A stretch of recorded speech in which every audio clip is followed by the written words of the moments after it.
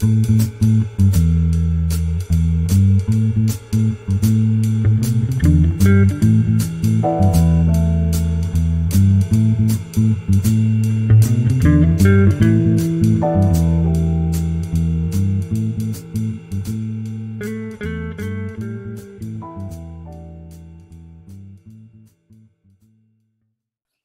and welcome to another edition of In the Trenches podcast. I'm your host, Seth, and today we have a very special guest. His name is Gary Schmitt. He is a resident scholar in strategic studies in American institutions at the American Enterprise Institute, where he studies national security and long term strategic issues affecting America's security at home and abroad. Dr. Schmitt also writes on issues pertaining to American political institutions, the Constitution, and civic life. Um, Mr. Schmitt, thank you for coming on our program. Oh, I'm glad to be here. Thanks. Well, we wanted to have you on because I am, I guess, a fan of Herbert Storing and his writings. I read when I was still a young-ish fellow, at the age of 22, his book, Towards a More Perfect Union. And for a while now, we've been wanting to have someone on to talk a little bit about him and his life, and your name came up because you're a student of Mr. Storing. And so I was wondering first if you can tell us a little bit about him, his biography for our listeners, and what it was like to study under him, if you don't Sure. mind. Sure. You bet, Seth. Um, I was a student of Professor Storing's in the University of Chicago. Storing himself was born in, I think, Iowa, Midwest somewhere. But his father was a college professor at Colgate up in New York. And Storing grew up in that area, went to Colgate as an undergrad. And then after Colgate, which I think probably graduated around 45, he served a couple of years in the Army back in the days when there was conscription and draft. And then after getting out of the Army, he went to graduate school at the University of Chicago in political science. He really had three main professors. One was a constitutional law scholar named Herman Pritchett back in the days when political science departments still had people that taught constitutional law. Another mentor was Leonard White, who was a very famous public administration scholar, who's an interesting character in his own right, and that Storing really grew to understand a lot about public administration, about how White himself began to think through the issues in public administration. And then finally, Storing was also a student of Leo Strauss, who from his days in the University of Chicago was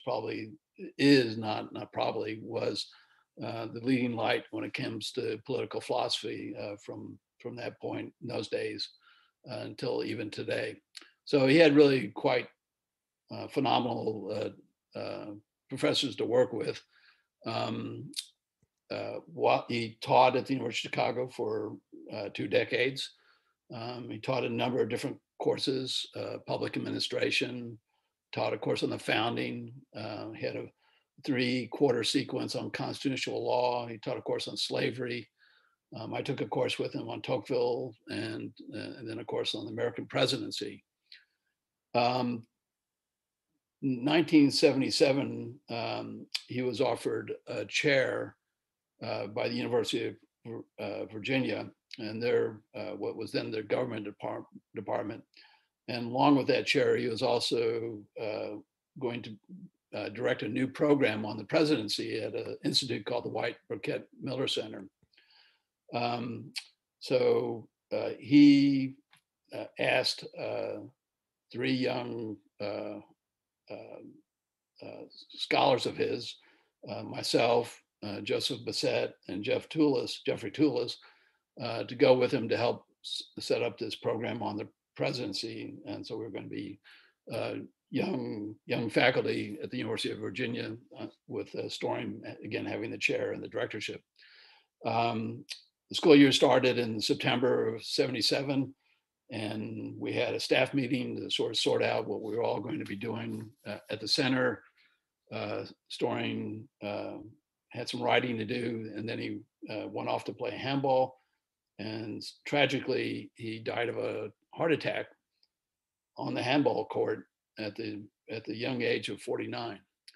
So Storing's the author of several edited volumes, and is also the editor and compiler of this 7 volume series called The Complete Anti-Federalist, which is probably what he's most famous for, although, again, lots of different articles and books on a lot of different topics. So, what was he like when he taught class? Because when I read his stuff, especially in the edited uh, essays and articles he's written, in the one that Joseph Bassett edited, they were very engaging and very um, accessible. And as a student of his, I was just wondering what was he like? I think Bill Crystal said he seemed like a very imposing man. Um, so Yeah, so yeah. So it was kind of an odd dichotomy, because he was physically an imposing man, um, but he was also extremely sort of well, he wasn't imposing in style. His seminar rooms were places where students would raise questions on a particular whatever topic we were, or whatever thing we were reading. Storing would entertain them, never try to sort of simply shoot somebody down. And he would let the sort of discussion and dialogue go, and very gently lead it to the insight that he was trying to get to. And so there was this dichotomy between this physical presence he had, but this also the style in the seminar, in which he was extremely patient to let the arguments kind of appear almost naturally. And I think that's also reflected in his writings, as you were mentioning. Um, I've always been struck by his essays, that when you're reading them, you're kind of going along. He's quoting somebody, making a point, and then by the time you get to the end, you realize just how far you've come on the topic, without him sort of hitting you over the head with points. But they wind up in rather profound places, without having the sort of rhetorical excesses that sometimes scholars use to get their points across. I do have this question because as I read his stuff, I wondered how much. I mean, you said he was influenced by Leo Strauss, but it seems like he was also somewhat influenced by the late Harry Jaffa. Is that true, or am I misinterpreting? Yeah, Um, I'd say you're misinterpreting. okay, I mean, uh, and I would just go onto the. I mean, Storing did write an essay about William Blackstone, which is sort of the one sort of semi-political theory piece that he wrote. What I would say about Strauss and Storing is, um, Storing took away from Strauss the notion that there's in the political, if you pay attention close enough, people are making, even in sort of when they want to sort of have self-interested motives behind things, they make arguments about the common good and justice, and that can't be escaped. The other part of this that Storing, I think, was took away from his reading of various classical texts is very much of an Aristotelian point, which is to take seriously what common politics is pointing towards. Uh, Never depreciate it, look at it, examine it, understand it, and sort of see what common politics was really trying to point towards. And so there was a tendency, I mean, kind of an Aristotelian way of looking at politics from the ground up, without sort of, beating things over the head with, sort of larger principles, but letting the principles kind of surface precisely by looking at the particulars. okay, okay. And then, one of the other questions I want to ask about Storing before we get into some of his writing is, um, what do you think made Storing so special and influential in the conservative movement? Because there's a few of us who have talked about Storing, and he definitely seems to have some sort of influence in the conservative movement. Although I would say that many probably don't know him as well as, let's say, a Kirk or Oakeshott or some of the other political theorists. Um, I guess I'll let you have the floor on that one. Yeah, it's complicated. I mean, Storing was never overtly political, um, and so you would not have known, for example, particularly whether he voted for, you know, Jimmy Carter or somebody else. I mean, he did have a very good friend, Robert Goldwyn, who was a sort of scholar in residence during the Ford White House years, and there were discussions, I think, or I should say rumors, because I don't know this firsthand, that Storing might possibly um, be appointed to be head of the civil service if Ford had won in 76.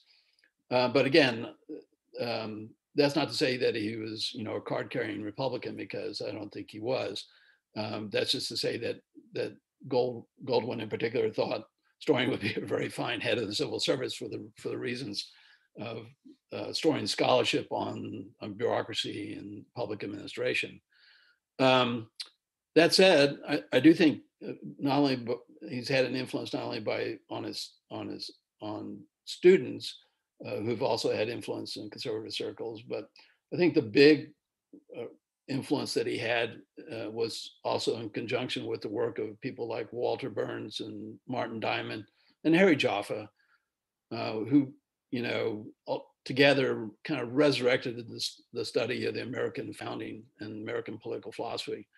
I think that's where, if there's a real influence on the conservative movement, that's where you would find Storing's greatest influence. Now, I should also add, by the way, that Storing also, in those times, took some positions that weren't so thought to be conservative. For example, there was a kind of a conservative side that read the Constitution as being much more states' rights centric, and Storing didn't. Well, he argued quite the contrary to that, that the Constitution really was about resurrecting a national government, federal, but still principally national. And the second thing I think that probably pulled away from sort of your common sense, or not common sense, but your common view by conservatives, is that he actually had a fairly he had great respect for the possibilities of public administration.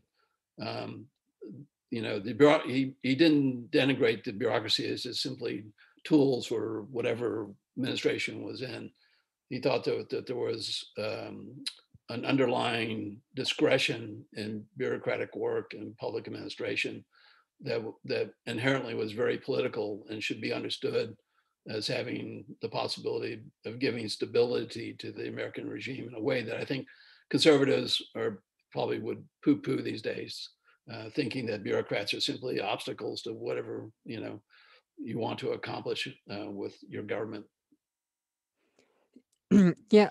So on that note, a friend of mine and I were talking one time, and his reading about public administration, his writings and such. I think that is very interesting because we were talking and he was saying, I think Mr. Storing probably would um be okay with the administrative state or however you want to call it. I know people call it differently, but um and I think today, at least in some conservative circles, they look at the administrative state as um uh, sometimes obstructing people's rights and liberties. Yep. Do you think Mr. Storing would change his view if he knew some of this stuff that transpired from the administrative state and such? Yeah, I think there's a possibility that he would look for two things. One is um, his argument about the possibility of thoughtful public administration really depends upon making sure that uh, folks in administration, in the civil service, actually understand that a lot of their decisions are tied not just simply to means to ends, but in fact, because if you're going to talk about doing something correctly, you have to understand the ends for what you're utilizing whatever tools you have at hand.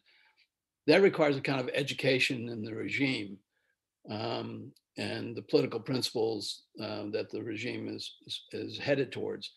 So I think a Storing would be wanting to promote a kind of a civic education among public administration officials in a way that highlighted the kind of vast discretion and that they sometimes wield and how they should go about the political judgments for wielding it. So I think there's a lacuna there because I think a lot of times there's still this notion that politicians make sort of the judgments about what should be done, and administrators are just supposed to sort of figure out a technical way to sort of make it happen. And Storing had a much larger enlarged view of what public administrators actually do, but that requires again them understanding what their role really is. On the administrative state, it's an interesting question because I think Storing might say, look, the real issue there isn't so much the administrative state, it's the fact that the legislature, the US Congress, has created, or passed all these laws that expand the role of government beyond certain kinds of capabilities of government to do this effectively. So I think Storing would sort of look to the issue of whether the real problem is the administrative state per se, or whether it's actually Congress creating the grounds for the administrative state, and that needing to be addressed rather than worrying particularly about what the size of the bureaucracy is. Okay, okay. Well, I'm gonna get into some of Storing's writings, and you mentioned Storing. What he's most well known for is his writings on the Federalist and the Anti-Federalist. Um, and so I kind of want to wonder, what attracted him to write about the founding and explicitly about the Anti-Federalists.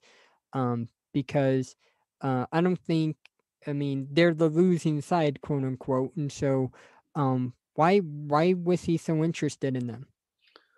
Well, the step back for a second, he's interested in the founding broadly speaking because this wasn't just an historical exercise. I mean, Storing thought that you could actually uh, learn from recovering the founders' thoughts, their statesmanship, and the sort of the practical wisdom they wielded in putting those things together.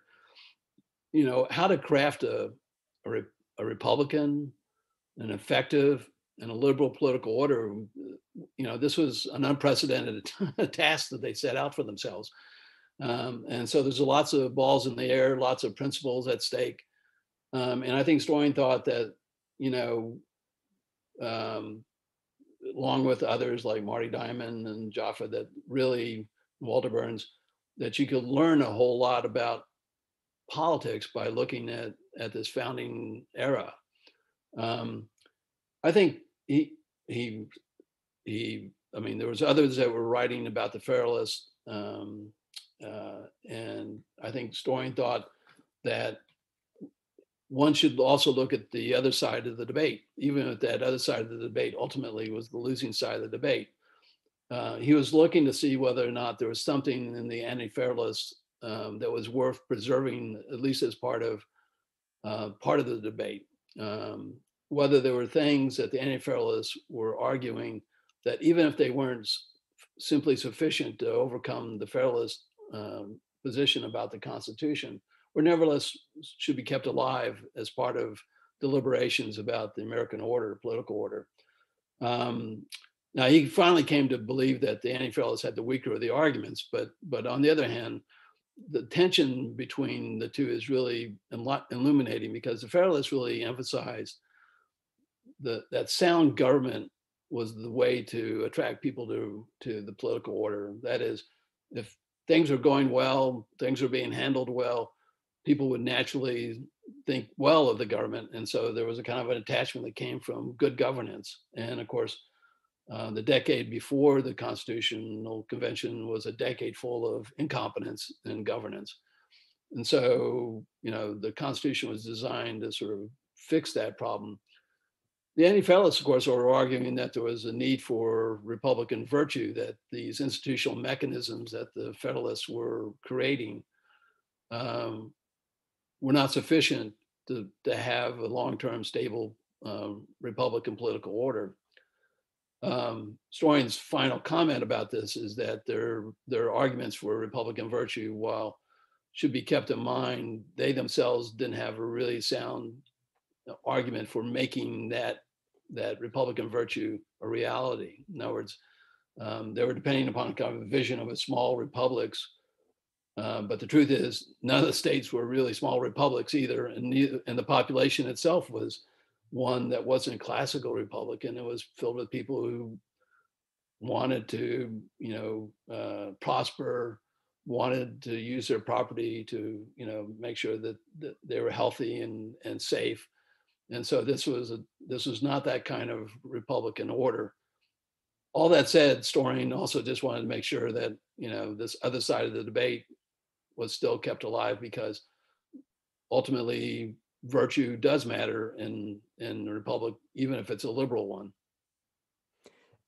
Is it safe to say that during Storing's time in the conservative movement, there was still a lot of that? What were you kind of talking about, that um, emphasis on states' rights and such? And then when some people like Jaffa and Storing came along and presented more of a, for lack of a better term, federal type of beginnings of the foundings.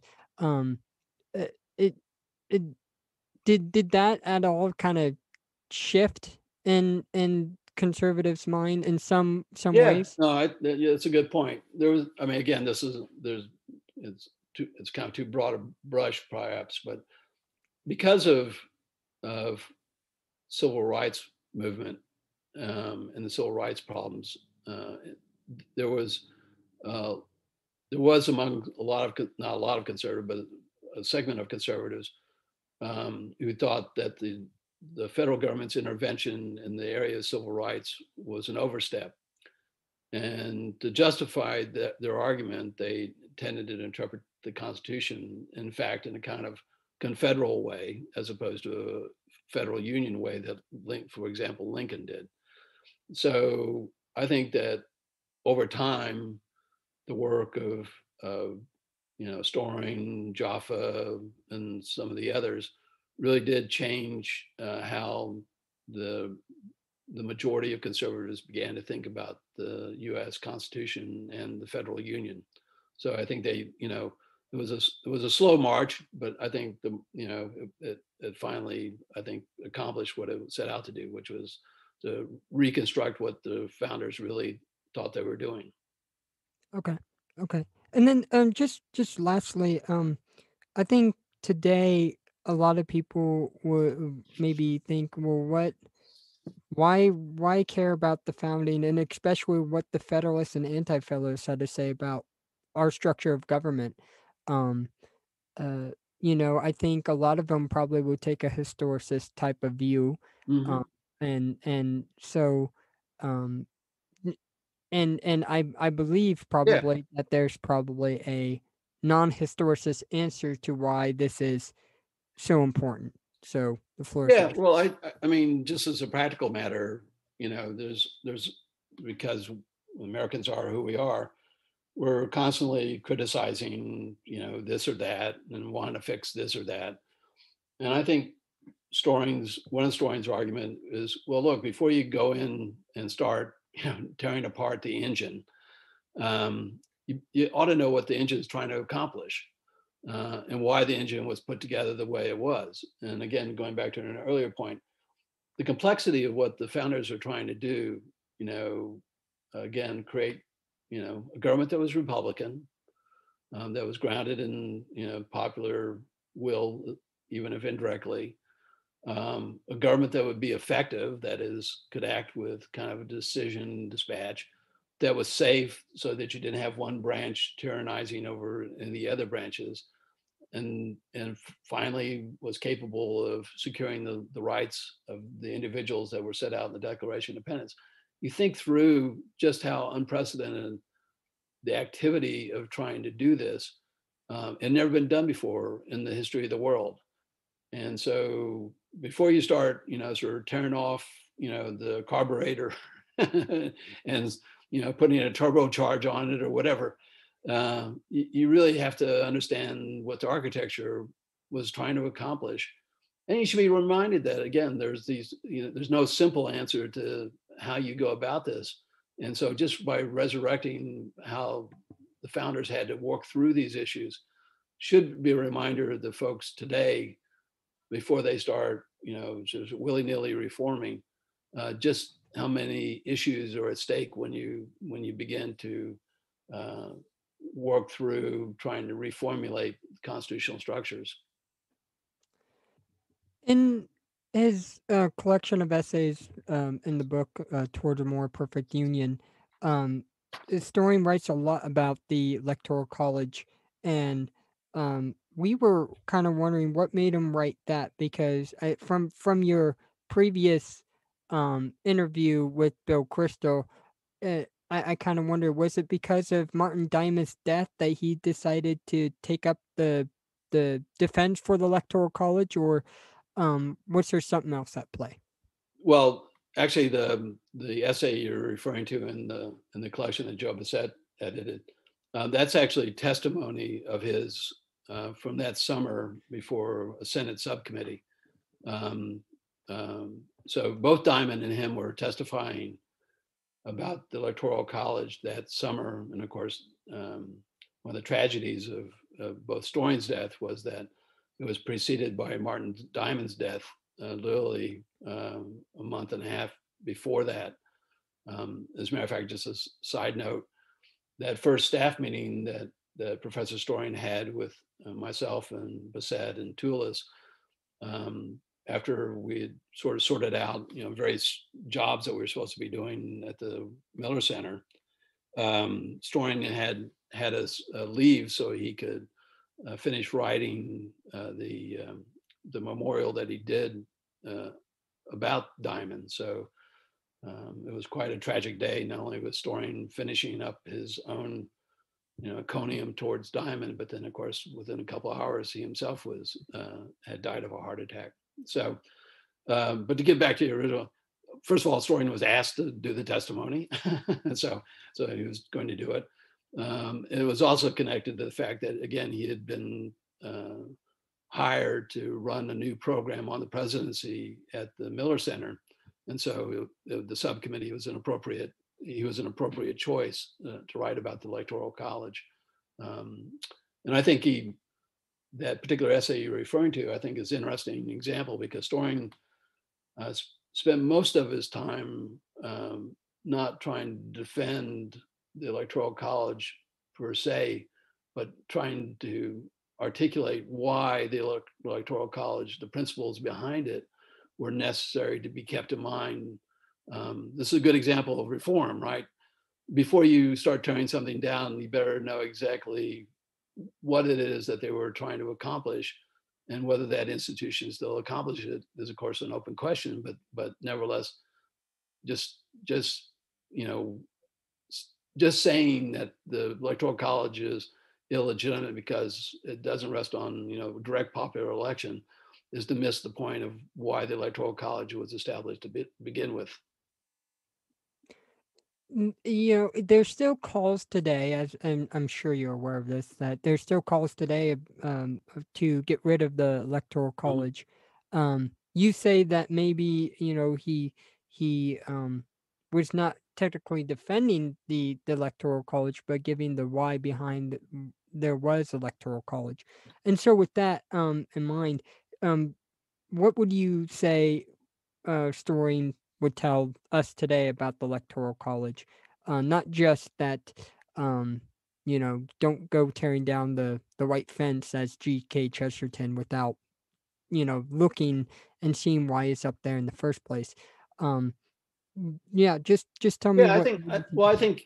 I think some of the points Story made would still be relevant, which is that if you're thinking about electoral system, you want, I mean, in a republic, you obviously need to have it some ties to sort of a popular vote, which the electoral college does in its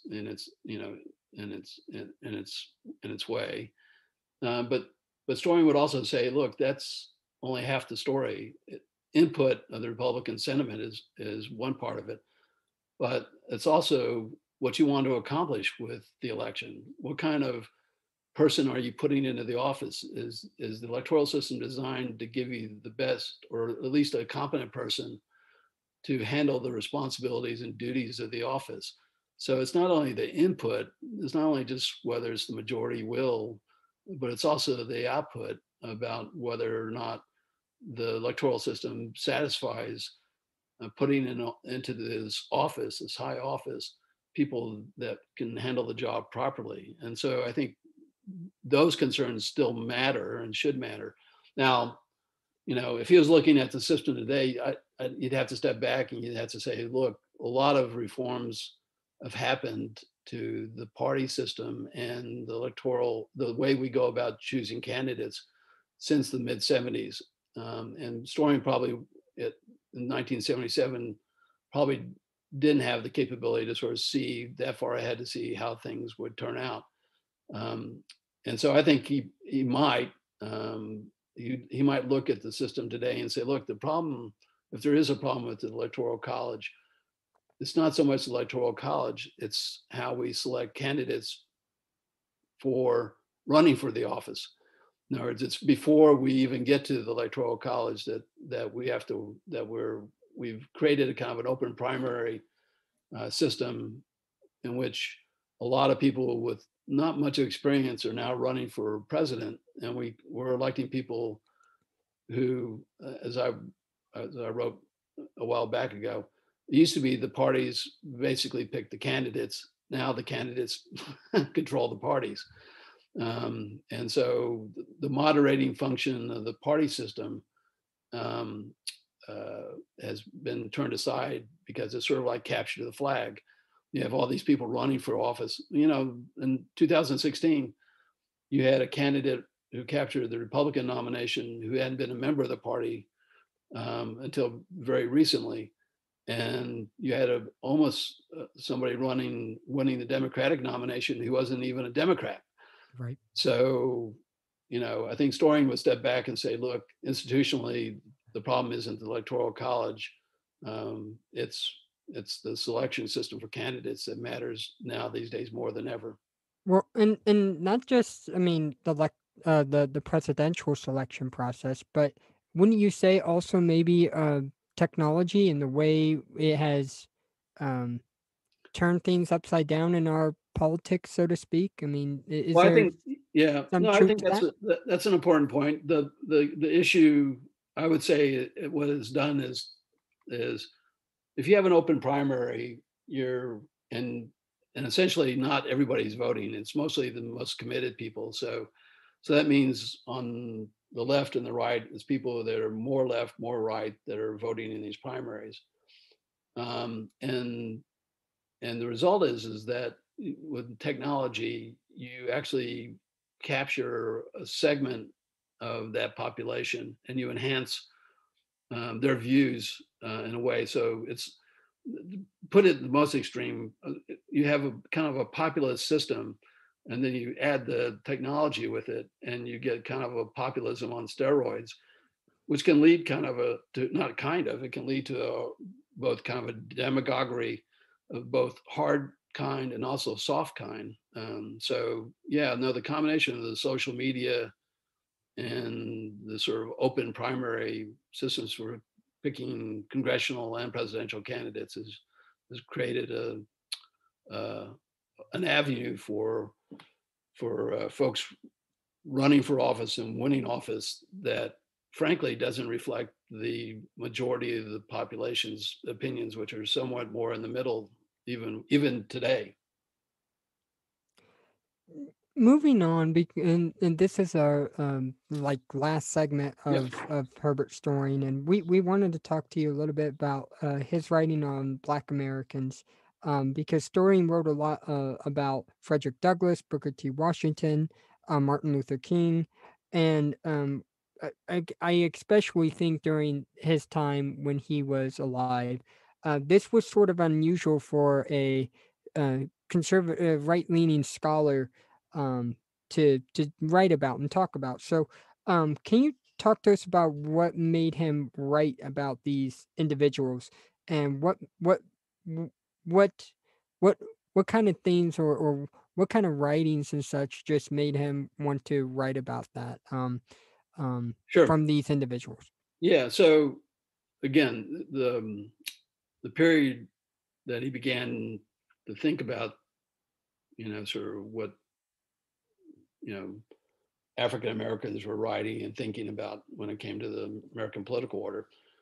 This Remember in the late '60s we had race riots, and there was a lot of discussion about civil rights, integration in the South, busing issues eventually. So race was very prominent in the public discourse, in a way similar to today, although I would argue that it was actually even more so at that point in time. And Stoyan was a man of courage. He took seriously this issue. And I think the truth is the times that he spoke about these things in front of mixed audiences, that is between whites and African Americans or whoever else is there, one always got the sense that they actually respected Storing precisely because he took these leading lights of the discussion in the African American community, like Frederick Douglass and Booker T. Washington and Du Bois and Martin Luther. He took them seriously. He took them seriously in a way that you know uh, that made African Americans feel like he wasn't sort of a white interloper. He was in fact somebody who was trying to understand the best of what they had to say. Um, I think the second part of this is that when he was writing about Douglass and Booker T. Washington and Du Bois and Martin Luther King, um, he saw the American race issue as kind of this open wound in the body politic that never had finally been solved. But it was a way of looking at the republic and some fundamental issues in the republic that one could explore because it did open up in a kind of very naked way some very fundamental issues in the American political order. And he saw in Douglass and Washington and the others, um, he he saw a debate. He saw between them a variety of different ways of approaching this issue of race in America. Um, and I think he thought there was a lot to be gained by having exposing people to that debate about the wisdoms because they aren't the same. I mean, Douglass didn't agree with Booker T. Washington, and Washington Du Bois certainly didn't agree with either of them, and Martin Luther King had a different view. But it was precisely all these different views that made the issues so salient because it raised these kind of perennial questions about political life. Individual responsibility, the nature of prejudice, the relation between law and justice.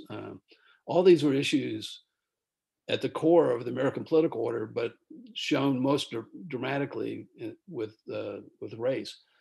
One little sort of side note: after Storing died, Mrs. Storing asked us, the Joe Bassett and Jeff Toulis and I, to sort through Storing's papers and his books to see what to keep and what to pass along and the likes.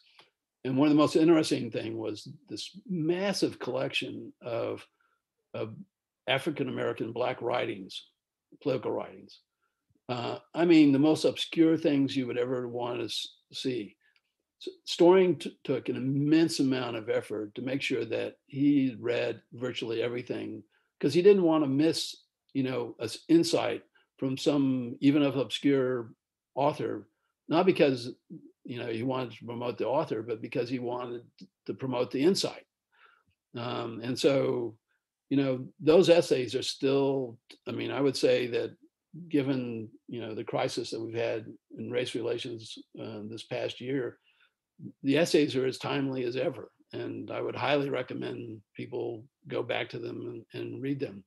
They're not only clear about sort of the founding era in slavery, but they're very clear about current events as well. You know, I find it interesting since you're talking about contemporary times and our issues with race today. Um, Nicole Hannah Jones and the 1619 Project kind of dismiss people like Frederick Douglass and Booker T. Washington, and so I kind of wonder, from a conservative perspective, how should we look to Storing in his writings and kind of apply that to the problems of today's views on race. Yeah, well, I think first of all that we've got to get the history right. I mean, Stoyan was is not he's not the only one, but he's his case was one of the earliest about understanding that the Declaration of Independence was meant to include as a natural right uh, African Americans.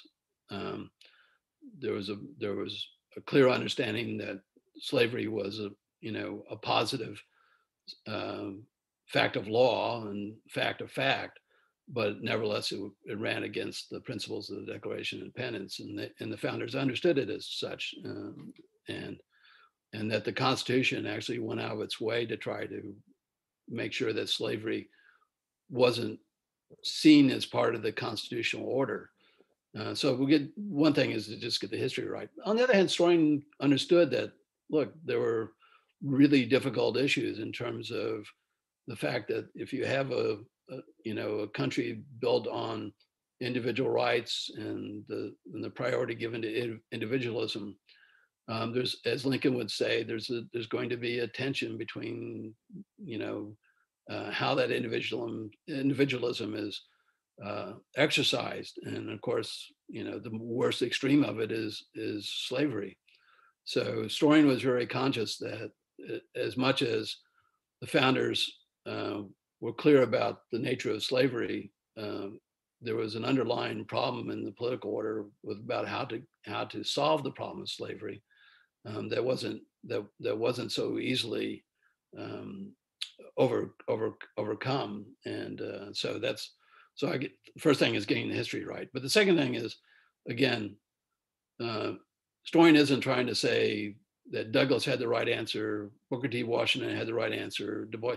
What he's trying to say is that each of these uh, authors has something unique to offer. That if you're going to try and address the issue of race in the country, you have to keep in mind what each of these authors is saying. And yes, there's a tension between some of them, but that's just the nature of political life. There's no simple solution for any of these things. Yeah, as Leo Strauss put it, we must understand the author as he understood himself before we can understand them better.